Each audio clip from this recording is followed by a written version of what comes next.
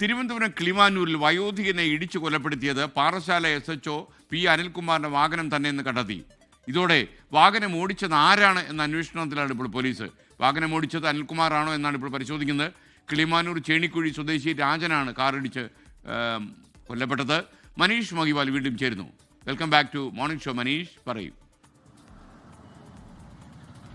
SKN കഴിഞ്ഞ ഞായറാഴ്ചയായിരുന്നു കിളിമാനൂർ സ്വദേശി 59-കാരൻ Rajan MC റോഡിൽ കിളിമാനൂർ പോലീസ് സ്റ്റേഷൻ സമീപത്ത് വെച്ച് ഒരു അജ്ഞാത വാഹനം ഇടിച്ചു മരിച്ചത്. പോലീസ് ഇത് സംബന്ധിച്ച് തയ്യാറാക്കിയ ആദ്യ പ്രാഥമിക റിപ്പോർട്ട് അനുസരിച്ച് പുലർച്ചെ 4 മണിക്കും 5 മണിക്കും ഇടയ്ക്കൊരു വാഹനം അജ്ഞാത വാഹനം ഇടിച്ച് തെറിപ്പിക്കുന്നു. അത് അമിത വേഗത്തിൽ അശ്രദ്ധയായി ഓടിക്കുകയായിരുന്നു.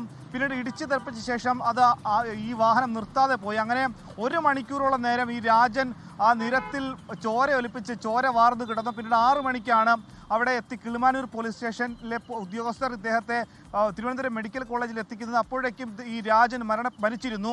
അതുമായി ബന്ധപ്പെട്ട് തയ്യാറാക്കിയ റിപ്പോർട്ടിൽ തന്നെ പറയുന്നുണ്ട്, പ്രത്യേകമായി വാഹനം ഇടിപ്പിച്ച് നിർത്താതെ പോയതാണ് പ്രധാനമായും ഈ മരണത്തിൻ്റെ പ്രധാന കാരണം. ഇത് സംബന്ധിച്ചുള്ള അന്വേഷണത്തിലാണ്, ഒരാഴ്ചയോളം നടത്തിയ അന്വേഷണത്തിൽ CCTV കേന്ദ്രീകരിച്ച് നടത്തിയ അന്വേഷണത്തിലാണ് ഒരു പോലീസ് ഉദ്യോഗസ്ഥനാണ്, അതും ഒരു സ്റ്റേഷൻ ഹൗസ് ഓഫീസർ, അതും പാറശാലയിലെ CI അനിൽകുമാറാണെന്ന് വ്യക്തമായത്. ഇദ്ദേഹത്തിൻ്റെ CCTVയുമായി ബന്ധപ്പെട്ട് നടത്തിയ അന്വേഷണത്തിൽ ഈ കാർ ഇദ്ദേഹത്തിൻ്റെ ഉടമസ്ഥതയിലുള്ളതാണെന്ന് വ്യക്തമാവുകയായിരുന്നു.